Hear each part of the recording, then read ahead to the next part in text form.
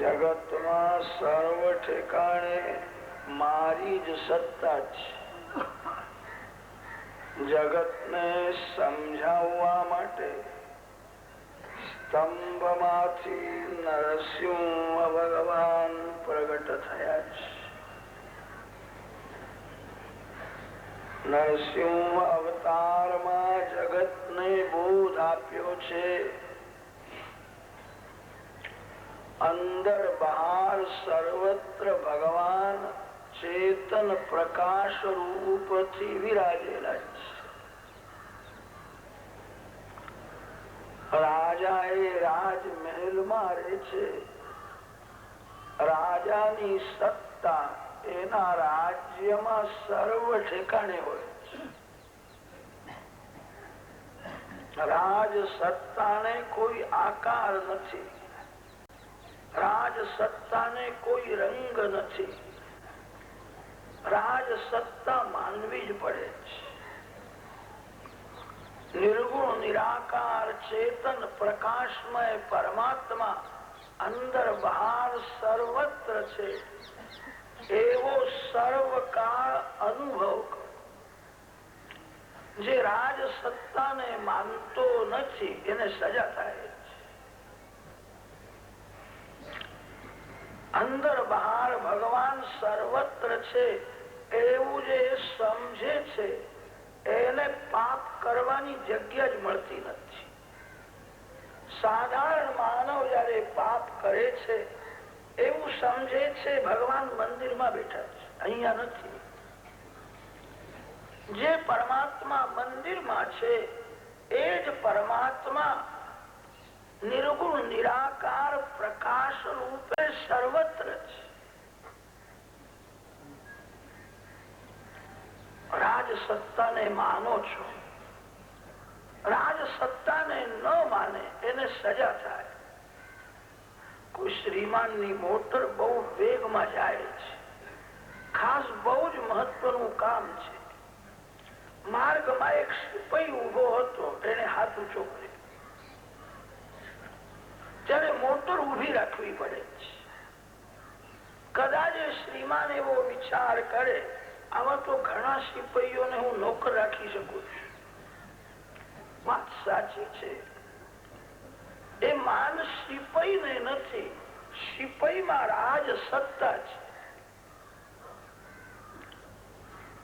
રાજ સત્તાને જે માનો છો તેમ પરમાત્મા જે વૈકુંઠમાં વિરાજેલા છે, જે ભગવાન મંદિરમાં છે, તે જ પરમાત્માની સત્તા અંદર બહાર સર્વત્ર છે.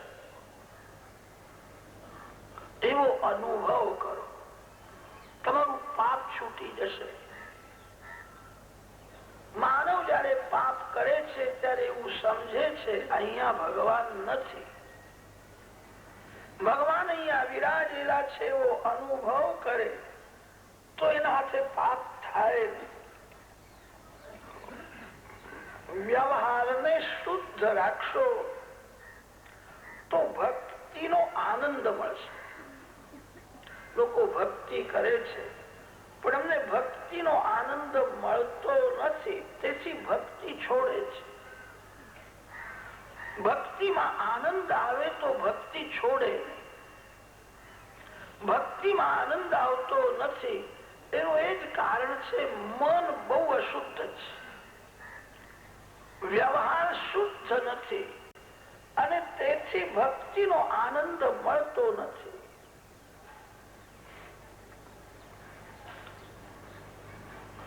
નરસિંહ સ્વામીએ જગતને બોધ આપ્યો છે. નરસિંહ ભગવાન જયારે પ્રગટ થયા છે ત્યારે ગુરુ ગુરુ ગુરુ એવી ગર્જના કરી છે.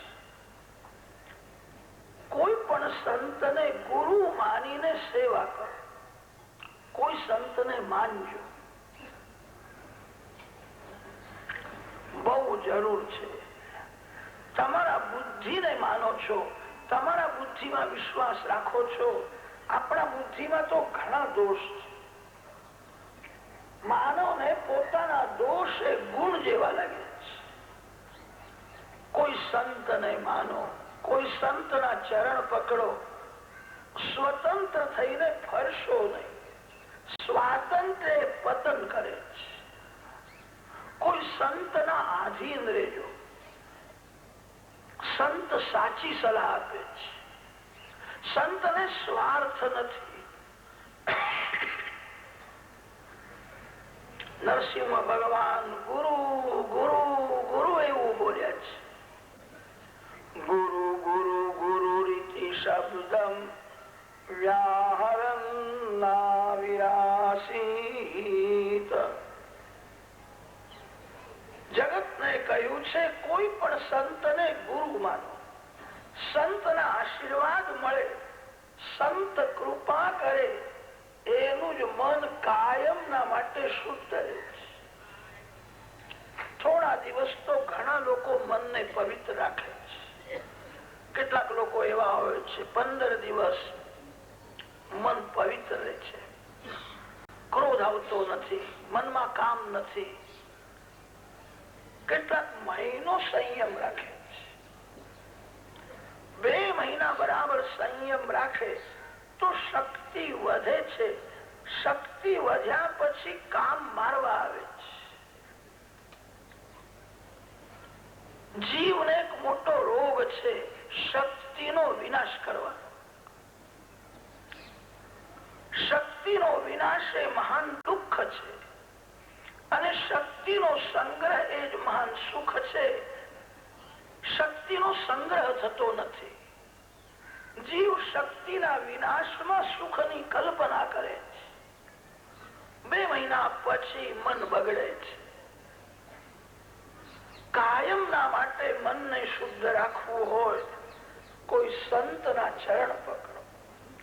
સંત ધન આપીને સુખી કરતા નથી, બગડેલા મનને સુધારીને સુખી કરે છે.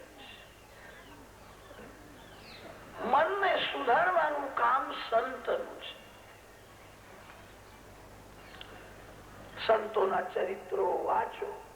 જે સંતનું ચરિત્ર તમને બહુ ગમે એ સંતને મનમાં રાખો, સંતનું સ્મરણ કરો, સંતની પૂજા કરો. કોઈ સંતને આંખમાં મનમાં રાખો. સંસાર સુખમાં ફસાયેલા કોઈ વિલાસી ગૃહસ્થને મનમાં રાખશો નહીં.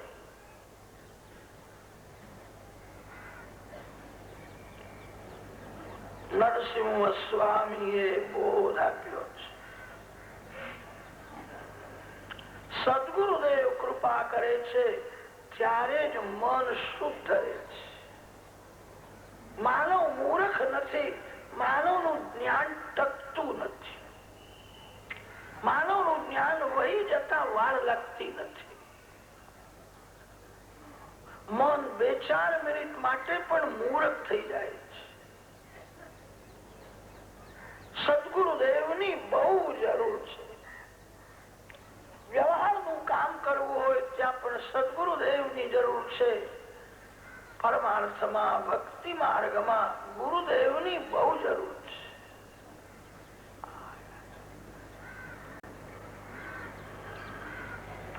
નરસિંહ સ્વામીએ જગતને બોધ આપ્યો છે.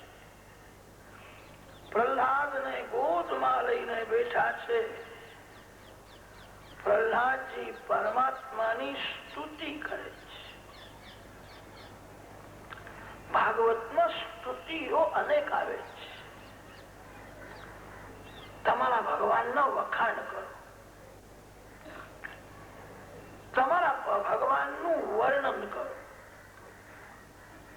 સંસારનું વર્ણન કરવાથી મન બગડે છે, વાણી બગડે છે. તમને જયારે ફુરસદ મળે છે ત્યારે તમે શું કરો છો? ઘણા ભાગે લોકો સંસારનું જ વર્ણન કરે છે. આ ભાઈ બહુ સારા છે અને આ ભાઈ ખરાબ છે. કોઈ સ્ત્રીનું કે પુરુષનું વર્ણન કરશો નહીં, કોઈને ખરાબ માનશો નહીં. પણ ભગવાન વિના કોઈ સારું પણ નથી. કોઈ માનવના તમે બહુ વખાણ કરશો તો મન બગડશે. વખાણ ભગવાન ના કરો. સંતો સર્વકાળ પ્રભુની સ્તુતિ કરે છે. સર્વકાળ તમે ભગવાનની કદાચ સ્તુતિ ન કરો તો દિવસમાં 3 વાર અવશ્ય સ્તુતિ કરો.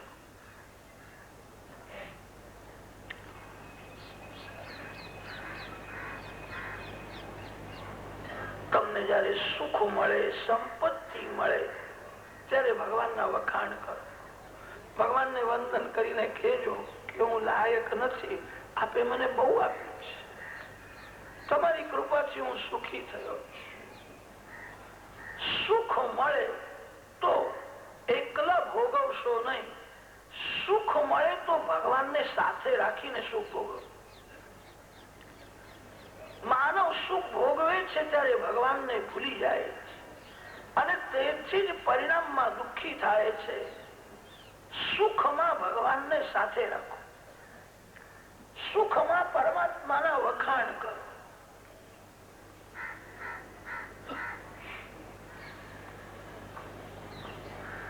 સુખમાં જે પ્રભુના ઉપકાર માને છે, સુખમાં જે ભગવાનનું સ્મરણ રાખે છે એ દુઃખી થતો નથી.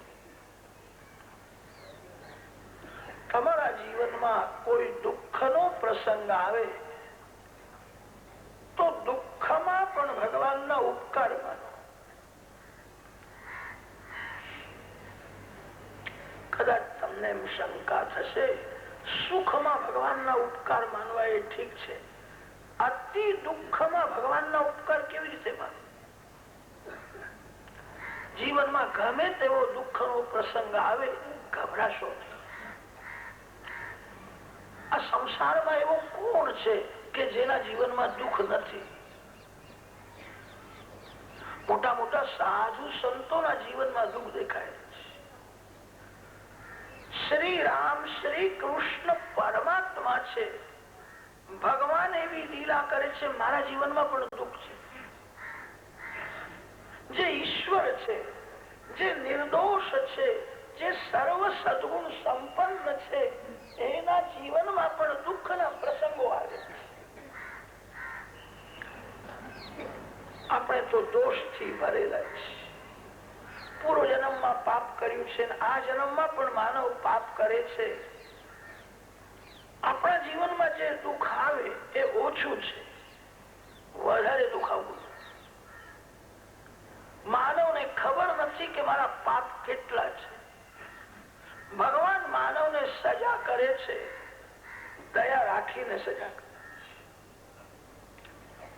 ન્યાયાધીશ ગુનેગારને સજા કરે છે, એ નિષ્ઠુર થઈને કરે છે.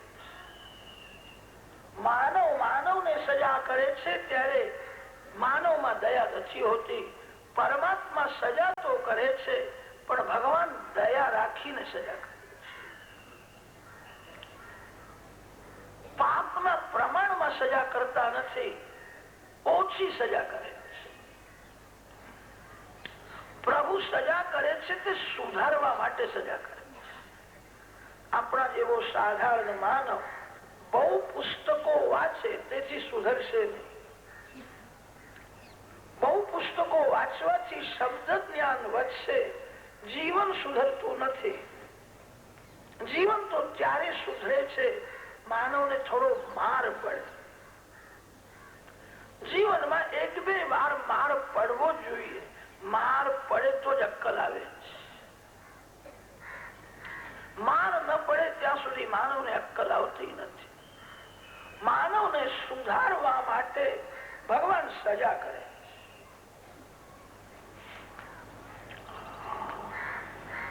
દયા રાખીને સજા કરે. જીવનમાં ગમે તેવો દુઃખનો પ્રસંગ આવે, ગભરાશો નહીં. ભગવાનમાં કુભાવ લાવશો નહીં. પ્રભુને ઠપકો આપશો નહીં. માનવ જયારે દુઃખી થાય છે ત્યારે કેટલાક તો ભગવાનને પણ સંભળાવે છે, હું 4-5 કલાક તમારી ભક્તિ કરું છું, પણ તમને મારી દયા જરાય આવતી નથી. બીજા બધા લોકો તો જરા પણ ભક્તિ કરતા નથી, પણ અતિ સુખી છે.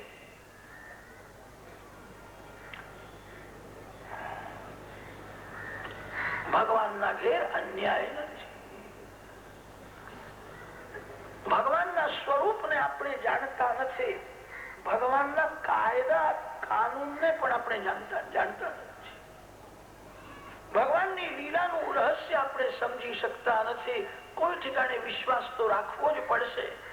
ઈશ્વરમાં અતિ વિશ્વાસ રાખજો. ભગવાન જે કઈ કરે છે એ મારા કલ્યાણ માટે જ કરે છે. જીવનમાં ગમે તેવો દુઃખનો પ્રસંગ આવે, પ્રભુના ઉપકાર માનજો. ભગવાનની બહુ કૃપા છે અને તેથી મને પ્રભુએ થોડી સજા કરી.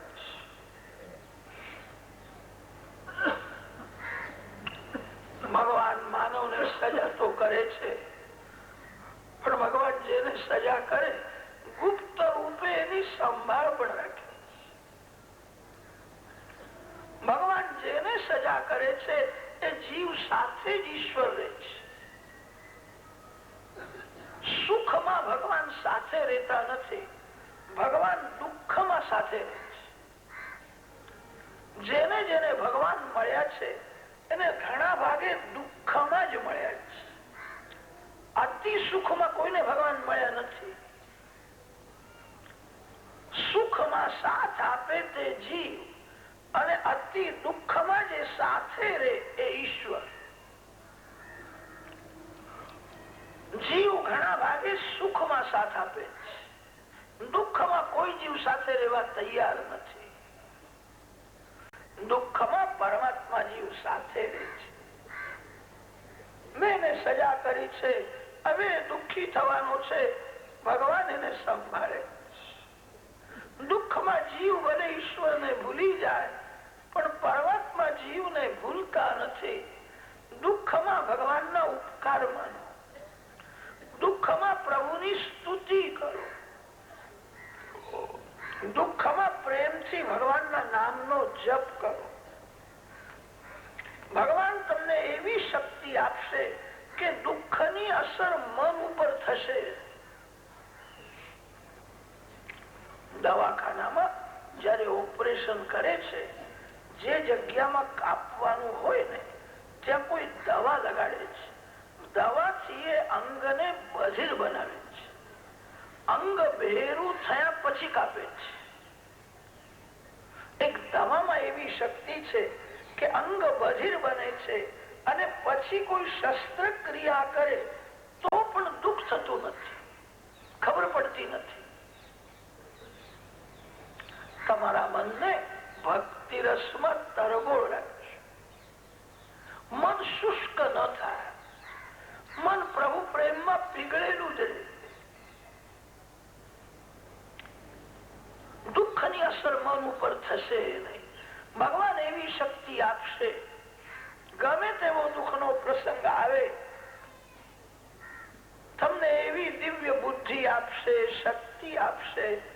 દુઃખમાં ભગવાનના વખાણ કરો, દુઃખમાં ભગવાનના ઉપકાર માનો, દુઃખમાં પ્રેમથી ભગવાનના નામનો જપ કરો, દુઃખમાં ભક્તિ પ્રેમમાં હૃદયને તરબોળ રાખો. દુઃખની અસર બહુ થશે. સુખ દુઃખ બધાના જીવનમાં આવે છે.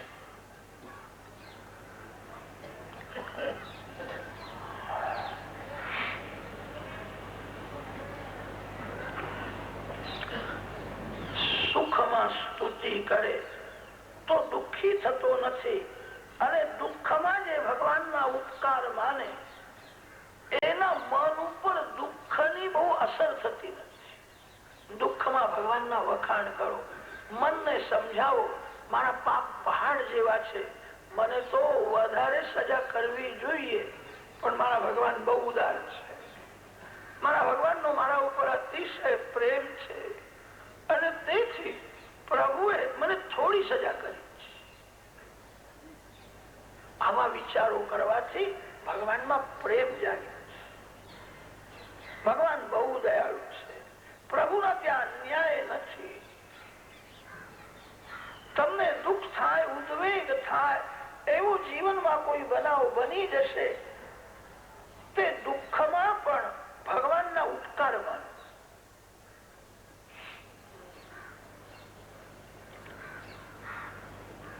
સુખાવસાને, દુઃખાવસાને અને દેહાવસાને. રાત્રે સૂતા પહેલા ભગવાનના વખાણ કરો. રાત્રે વધારે નહીં તો પથારીમાં અડધો કલાક બેસીને ભક્તિ કરો. તમારા પથારીને પવિત્ર કરીને પછી સુઈ જાઓ. 15-20 મિનિટ ભગવાનના નામનો જપ કરો. ભગવાનને વંદન કરો. ભગવાનને કહેજો તમારી કૃપાથી આજનો દિવસ પૂરો થયો. રાત્રે સૂતા પહેલા પ્રભુની સ્તુતિ કરો. સુખાવસાને, દુઃખાવસાને અને દેહાવસાને. ભાગવતમાં સ્તુતિઓ અનેક આવે છે. પ્રહલાદજી પરમાત્માની સ્તુતિ કરે છે. બ્રહ્માદય સુરગણા મુનયોથ સિદ્ધા સત્વૈકતાનમતયો વચસામ પ્રવાહૈ નારાજિતુમ કુરુ ગુણૈ અધુનાપી વિપ્રુઃ કિંતોષ્ટુમર્હતિ સમે હરિરુગ્રજાતે. બ્રહ્માદિક દેવ, વિશ્વામિત્રાદિક ઋષિ હજારો વર્ષો સુધી તપશ્ચર્યા કરે છે, પણ તમારા જલ્દી દર્શન થતા નથી. આપે મારા ઉપર બહુ કૃપા કરી અને તેથી મને તમારા દર્શન થયા છે. ભગવાન સાધન સાધ્ય નથી, કૃપા સાધ્ય છે. માનવ સાધન કેટલું કરશે? પાપ તો પહાડ જેવું છે. સાધન થી ભગવાન મળતા નથી. સાધન કરતા જીવ થાકી જાય છે. માયા બધાને ત્રાસ આપે છે અને ત્યારે જીવ વ્યાકુળ થઈને રડવા લાગે છે, માયા મને છોડતી નથી. આટલી ભક્તિ કરું છું છતાં મારું મન બગડે છે. પાપ થાય છે. સાધન કરતા જીવ થાકી જાય, ભગવાન નું સ્મરણ કરતા રડી પડે અને ત્યારે ભગવાન ની દયા આવે, ભગવાન કૃપાથી મળે છે. આપે મારા ઉપર બહુ કૃપા કરી અને તેથી મને તમારા દર્શન થયા. સતત ભક્તિ કરો પણ સાવધાન રહો. હું ભક્તિ કરું છું એવો અભિમાન મનમાં આવે નહીં.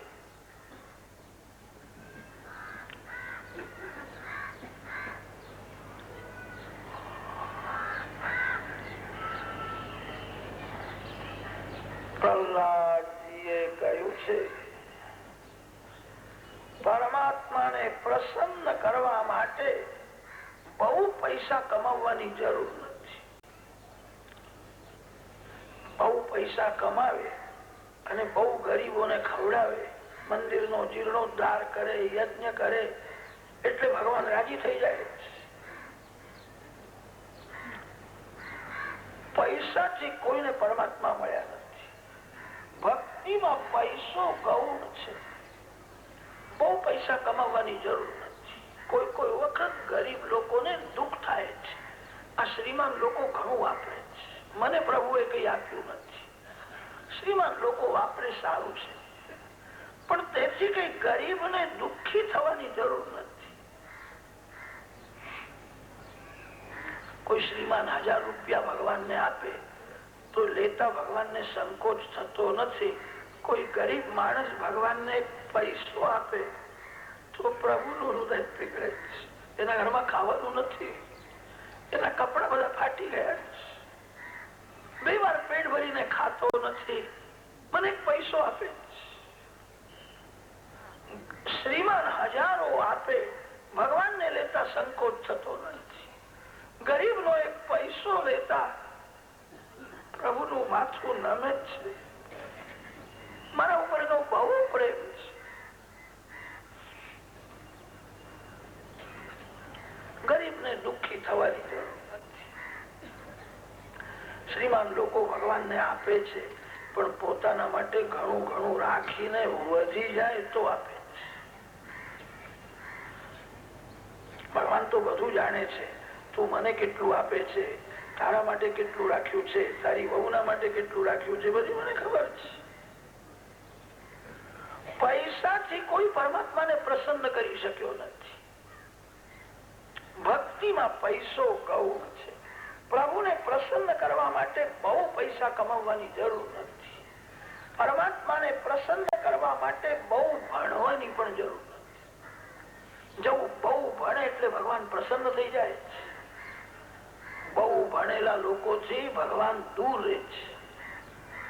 બહુ ભણેલા લોકોમાં તો ભગવાન પણ વિશ્વાસ રાખતા નથી. બહુ ભણેલા લોકો જે હોય છે ને એમને એક શબ્દના અનેક અર્થ કરતા આવડે છે. જટ ફરી જશે. તે વખતે મેં કહેલું પણ મારો કહેવાનો ભાવાર્થ જુદો હતો. બહુ ભણ્યા ને તેનું આ પરિણામ આવ્યું. બહુ ભણવાની જરૂર નથી. બહુ ભણેલા લોકોમાં અનેક દોષ હોય છે.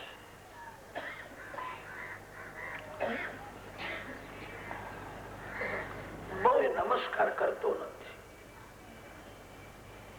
ચમત્કાર પછી જે નમસ્કાર કરશે. બહુ ભણેલા લોકો સંતો પાસે જતા નથી અને કદાચ જાય તો ચમત્કાર જોવાની ઈચ્છા રાખે છે. મહારાજમાં શું છે, મહારાજ મને કઈ બતાવે તો એમને હું માનું. સંત ચમત્કાર કરતા નથી. ચમત્કાર જાદુગર કરે છે.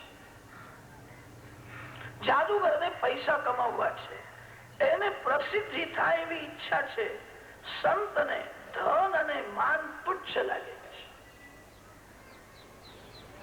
ધન અને માન જેને બહુ મીઠું લાગે એ ભક્તિમાં આગળ વધી શકે જ નહીં. સંત ભગવાનનો આનંદ મેળવે છે. સંતને એવી ઈચ્છા થતી નથી કે લોકો મને માન આપે કે ધન આપે. સંત કોઈ દિવસ ચમત્કાર કરતા નથી. જાણીને બુદ્ધિપૂર્વક ચમત્કાર કરે સંત નથી. સંતોના જીવનમાં ચમત્કાર દેખાય છે પણ એ ચમત્કાર ભગવાન કરે છે. ભગવાનને એવી ઈચ્છા છે મારા ભક્તની હું કીર્તિ વધારું. સંતને એવી ઈચ્છા થતી નથી. બહુ ભણેલો માણસ ચમત્કાર જોવાની ઈચ્છા રાખે છે. મહારાજ મને કઈક બતાવે તો પછી હું એમને માનું.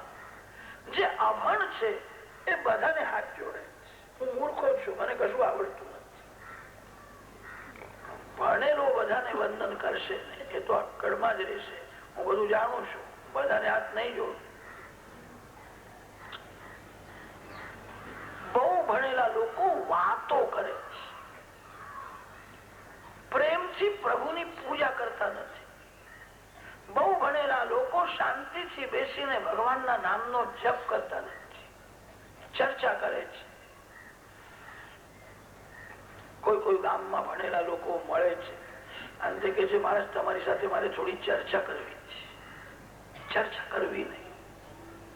આપણા ઋષિઓ મહાન જ્ઞાની, મહાન બુદ્ધિમાન હતા. ઋષિઓએ બહુ વિચાર કરીને જ લખ્યું છે. શાસ્ત્રોમાં જે લખ્યું છે એ બધું સાચું છે. એની બહુ ચર્ચા કરવાની જરૂર નથી. શાસ્ત્રમાં વિશ્વાસ રાખવાની જરૂર છે. ઋષિઓની આજ્ઞા અનુસાર જીવન ગાળવાની જરૂર છે. ઋષિઓ કોઈ દિવસ ખોટી સલાહ આપે નહીં. કોઈને છેતરવા માટે આ ગ્રંથો લખ્યા છે. અમારા ઋષિઓ ઝાડના તળે રહેતા હતા. પાન અને ફળમાં સંતોષ માનતા હતા. બંગલામાં રહેનાર કદાચ જુઠ્ઠું બોલતો હશે. ઋષિઓ જુઠ્ઠું બોલે નહીં. આપણા શાસ્ત્રોમાં જે લખ્યું છે તે બધું સાચું છે. ચર્ચા ન કરો. શાસ્ત્રમાં વિશ્વાસ રાખીને સત્કર્મ કરો. જે લખ્યું છે તે બહુ વિચાર કરીને લખ્યું છે.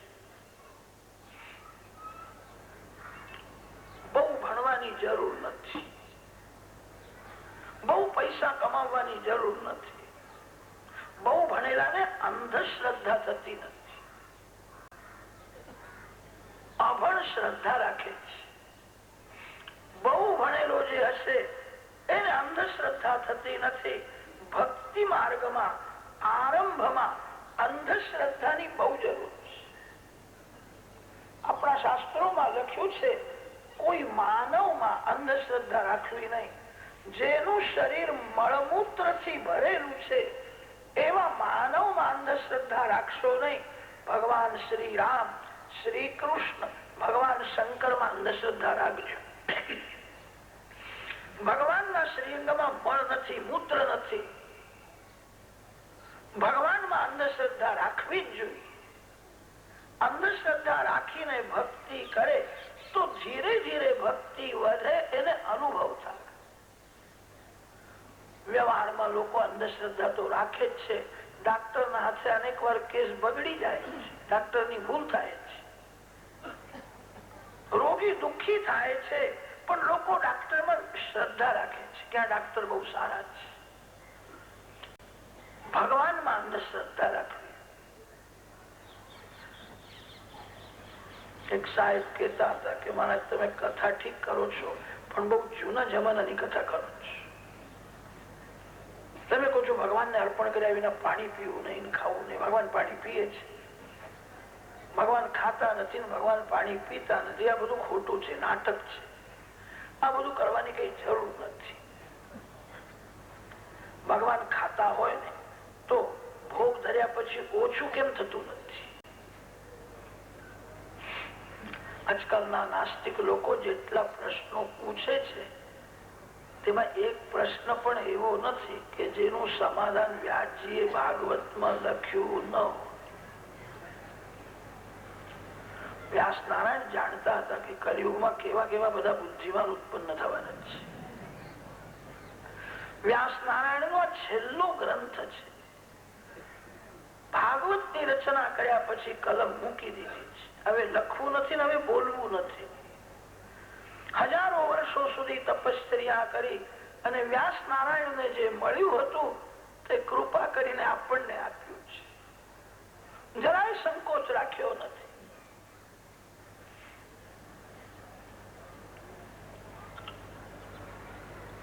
અંધશ્રદ્ધાની જરૂર છે. ભગવાન આરોગે છે. એવી ભાવના. માનવ નું બધું લૌકિક છે, ભગવાન અલૌકિક છે. માનવ જેવું ખાય છે એવી રીતે ભગવાન ખાતા હશે. જન્મ કર્મ ચ મે દિવ્ય. ભગવાન નું સ્વરૂપ અલૌકિક છે, ભગવાનની લીલા પણ અલૌકિક છે. માનવના જેવું ભગવાન જલ્દી ખાતા નથી. ભગવાન આરોગે છે, અલૌકિક ભાવથી આરોગે છે. તમે ભગવાનને જે અર્પણ કરો ને તે સામગ્રીમાંથી દિવ્ય રસને ભગવાન ખેંચી લે છે. ફૂલમાંથી તમે સુગંધ જેવી રીતે ખેંચી લો છો. ફૂલને ધક્કો લાગતો નથી. માનવ ફૂલમાંથી સુગંધ ખેંચી લે છે. તેવી રીતે ભગવાનને અર્પણ કર્યા પછી ભગવાને સામગ્રીમાંથી દિવ્ય રસને ખેંચી લે છે. આપણે જેવું ખાઈએ તેવું ભગવાન જલ્દી ખાતા નથી. ભગવાનનું બધું જ અલૌકિક છે. ભગવાન રસ રૂપે આરોગે છે. માનવ જેમ સુગંધને ખેંચી લે છે તેમ ભગવાન દિવ્ય રસને ખેંચી લે છે. જ્યાં સાધારણ પ્રેમ છે અને ત્યાં ભગવાન રસ રૂપે આરોગે છે. જ્યાં અતિશય પ્રેમ છે ત્યાં પરમાત્મા પ્રત્યક્ષ આરોગે છે. શબરીમાં રામજીના હાથમાં ફળ આપે છે. રામ જોતા નથી કે શબરીમાં શું આપે છે. રામ તો શબરીમાંનો પ્રેમ જુએ છે. શબરીમાં જે આપે છે તે પ્રત્યક્ષ રામ આરોગે છે. ત્યાં રસ રૂપે નહીં. જ્યાં અતિશય પ્રેમ હોય ત્યાં ભગવાન પ્રત્યક્ષ આરોગે છે અને જ્યાં ઓછો પ્રેમ હોય ત્યાં ભગવાન રસ રૂપે આરોગે. સુદામદેવના પૌવા ભગવાન પ્રત્યક્ષ આરોગ્યા છે. ત્યાં રસ રૂપે નહીં.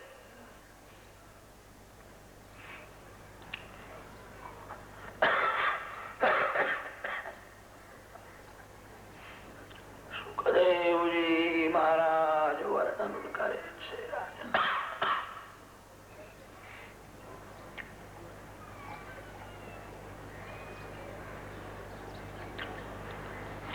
અંધશ્રદ્ધા રાખીને પૂજા કરો. ભગવાન આરોગે છે.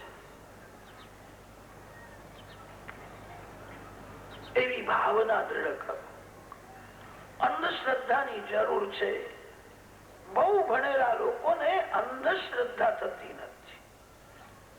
એ ચમત્કાર વિના નમસ્કાર કરતા નથી. અભણ સારો. પ્રહલાદજીએ કહ્યું છે પરમાત્માને પ્રસન્ન કરવા માટે બ્રાહ્મણના ઘેર જન્મ લેવો જોઈએ એવું પણ નથી. બ્રાહ્મણ, ક્ષત્રિય, વૈશ્ય, શૂદ્ર કોઈ પણ જાતનો એ ભગવાનની ભક્તિ કરી શકે છે. બધી જાતિઓ ભગવાન માંથી જ ઉત્પન્ન થઈ છે. કોઈ જાત હલકી નથી. એવી કોઈ જાતિ નથી કે જે જાતિમાં કોઈ સંત થયા ન હોય. પ્રત્યેક જાતિમાં સંતો થયા છે. આ બધી જાતિઓ ભગવાન માંથી જ નીકળી છે. કોઈને હલકો માનશો નહીં. હલકો તે હોય છે જે પોતાનો ધર્મ છોડે છે. માનવ આકાશમાંથી ધરતીમાં આવ્યો નથી. કોઈ કુળમાં, કોઈ જાતિમાં એનો જન્મ થયો છે. જન્મથી કુલ ધર્મ, જાતિ ધર્મ લાગુ પડે છે. જાત બદલાય નહીં.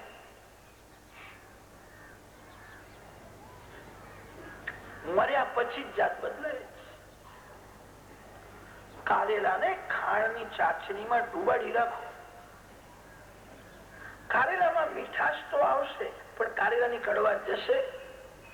ગમે તે કરો કારેલાની કડવાશ જાય નહીં. જાત મળ્યા પછી જ બદલાય છે. કોઈ જાતિ હલકી નથી. જે પોતાનો ધર્મ છોડે છે અને બીજાનું અનુકરણ કરે છે એ હલકો થાય.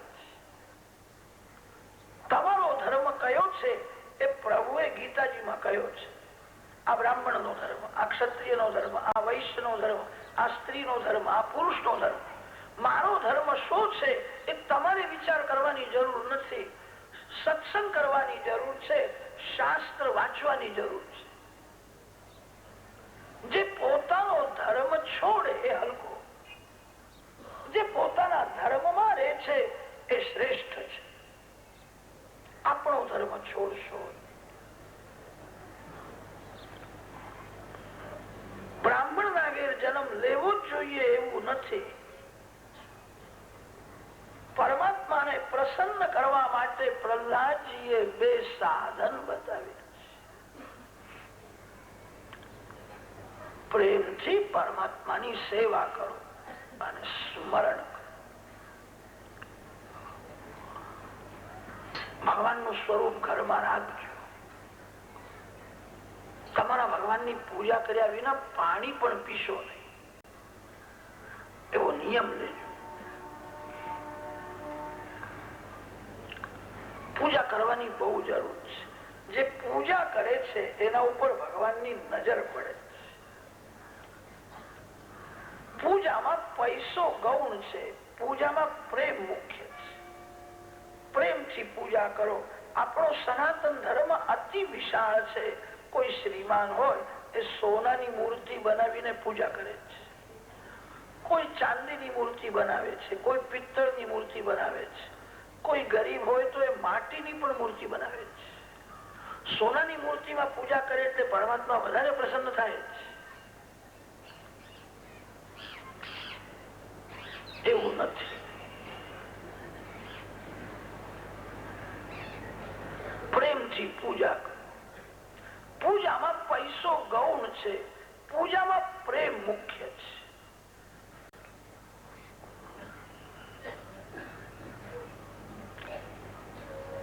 પૂજા કરવાની જરૂર છે. કેટલાક લોકો એવું સમજે છે જ્ઞાન માર્ગમાં આગળ વધ્યા પછી ભગવાનની પૂજા કરવાની જરૂર રહેતી નથી. આપણા શાસ્ત્રોમાં એવું લખ્યું નથી કે જ્ઞાની ભગવાનની પૂજા છોડે. જ્ઞાની હોય કે અજ્ઞાની હોય એને પેટની પૂજા તો કરવી જ પડે. જ્ઞાની દેહની પૂજા છોડતો નથી તો પછી દેવની પૂજા કેમ છોડે? દેહની પૂજા કરવી જ પડે છે. દેવની પૂજા છોડશો.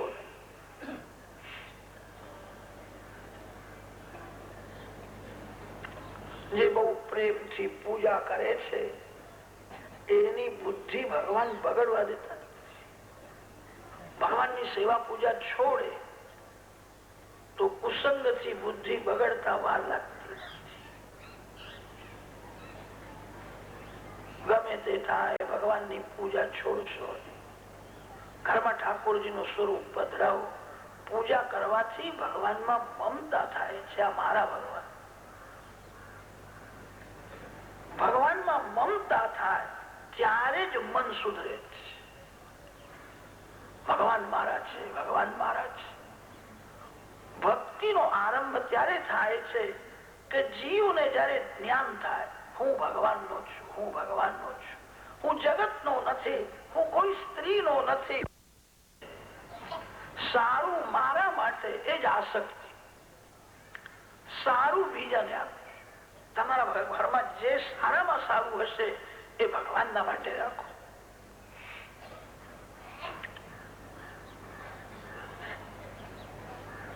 પ્રેમથી પરમાત્માની પૂજા કરો. તમારું કલ્યાણ થશે. તમારા ઉપર ભગવાન કૃપા કરશે.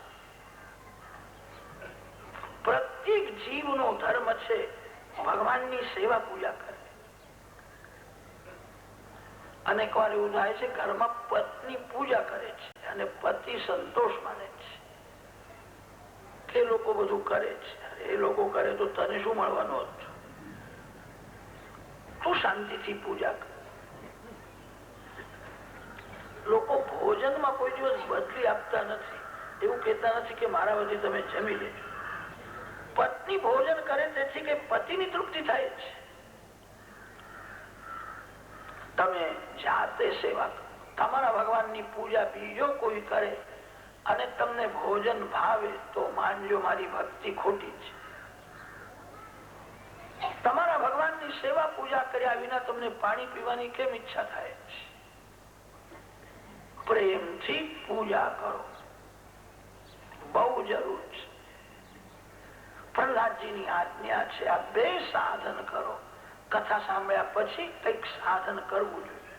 આ કથાનું 16 ફળ તમને મળે એવી ઈચ્છા હોય તો કથા સાંભળ્યા પછી પ્રેમથી પૂજા કરો અને ભગવાનનું સ્મરણ કરો. કેટલાક લોકો એવું સમજે છે 5-10 રૂપિયા ભેટ રાખવાથી ભાગવત નું બધું ગુણ આપણને મળી જાય છે. પૈસા આપવાથી ભાગવત નું ગુણ મળે છે. ભાગવત તો નારાયણ નું સ્વરૂપ છે.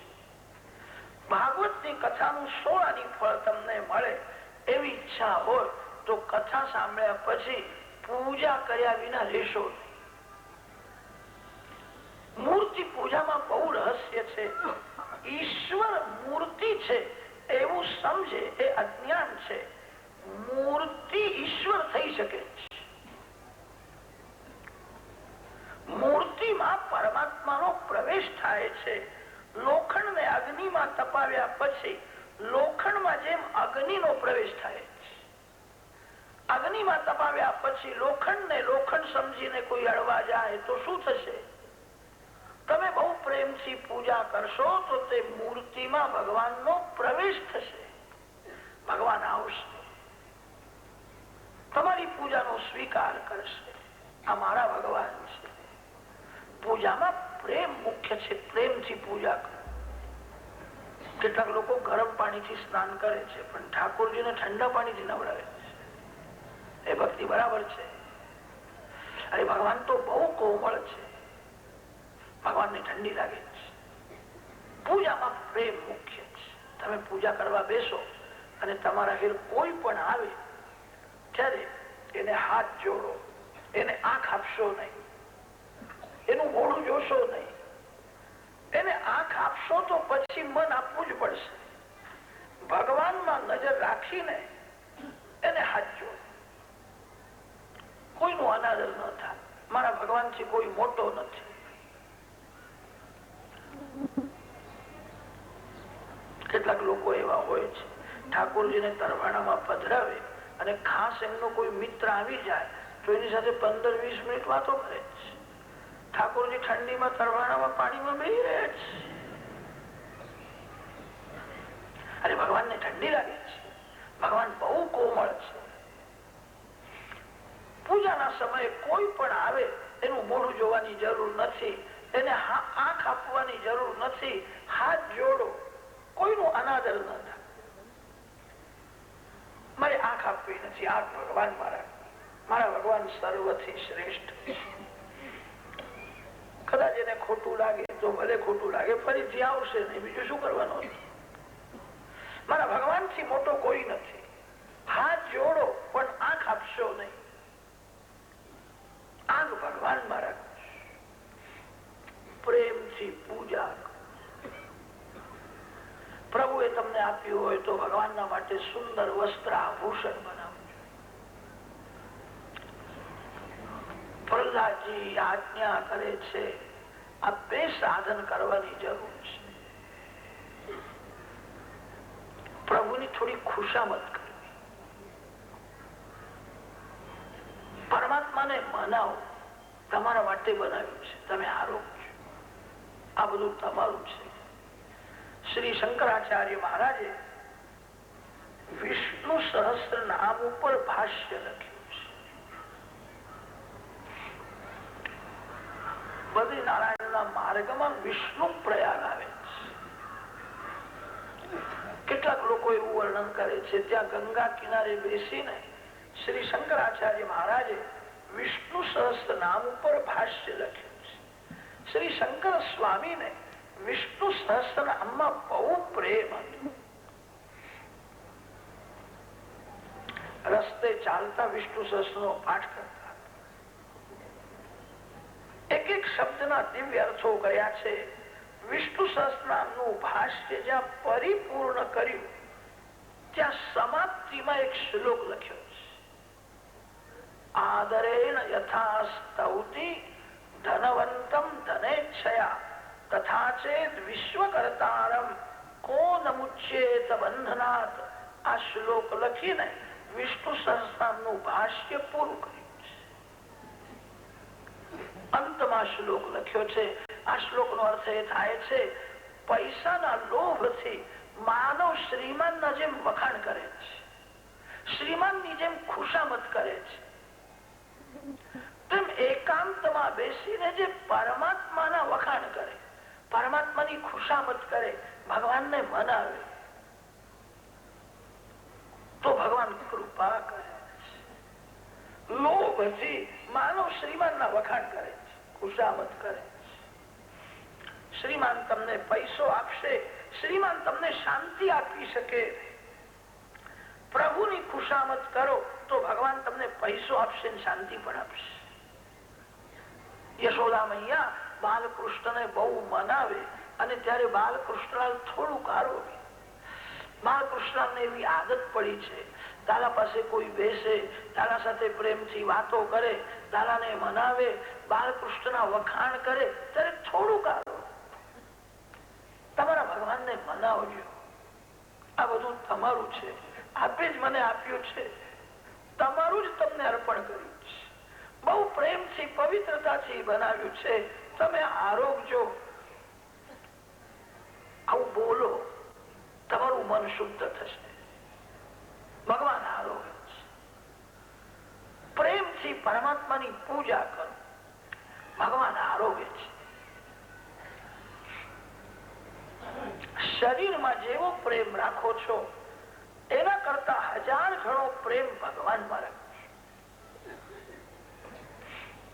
કેટલાક લોકો ભગવાનને અર્પણ તો કરે છે પણ ભગવાનને ઉતાવળથી જમાડે છે. જલ્દી જમો, પ્રાણાય સ્વાહા, અપાનાય સ્વાહા, વ્યાનાય સ્વાહા.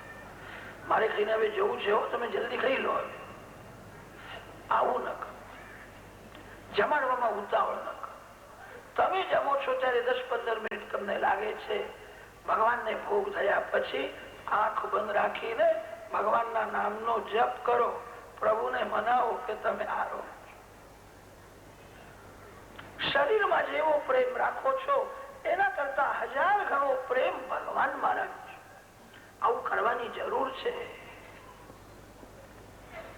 મૂર્તિમાં જેને પરમાત્મા દેખાય છે એને જ સર્વવ્યાપક ભગવાનના દર્શન થાય છે. જેને મૂર્તિમાં ભગવાન દેખાયા નથી એને સર્વવ્યાપક પરમાત્માના દર્શન થતા નથી. પ્રથમ મૂર્તિમાં દર્શન કરો. તમારા હૃદયનો પ્રેમ એ મૂર્તિમાં જઈને એ મૂર્તિને ચેતન બનાવશે. પ્રેમમાં એ શક્તિ છે, જળને ચેતન બનાવે છે.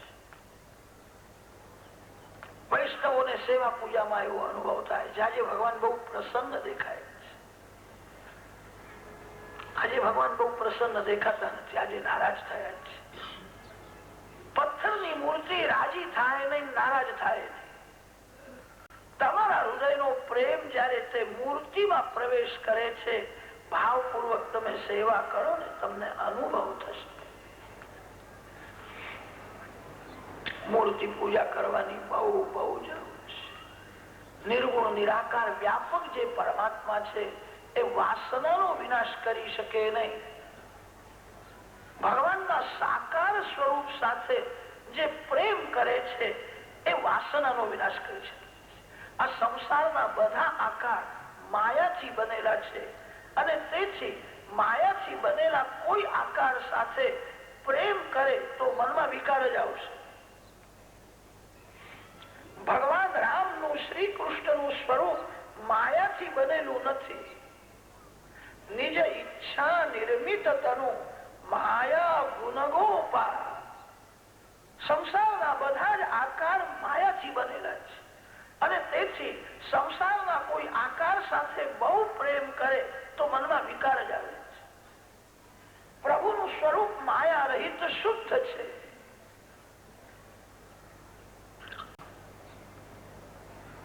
મૂર્તિમાં ચેતન પરમાત્માના દર્શન કરો. ધીરે ધીરે વાસનાનો વિનાશ થશે. સગુણ સાકાર પરમાત્મા સાથે પ્રેમ કરે એ જ વાસનાનો વિનાશ કરી શકે છે. નિર્ગુણ નિરાકાર બ્રહ્મ વાસનાનો વિનાશ કરશે. સૂર્યનો વિખરાયેલો જે પ્રકાશ છે એ કાગળને પણ બાળી શકતો નથી.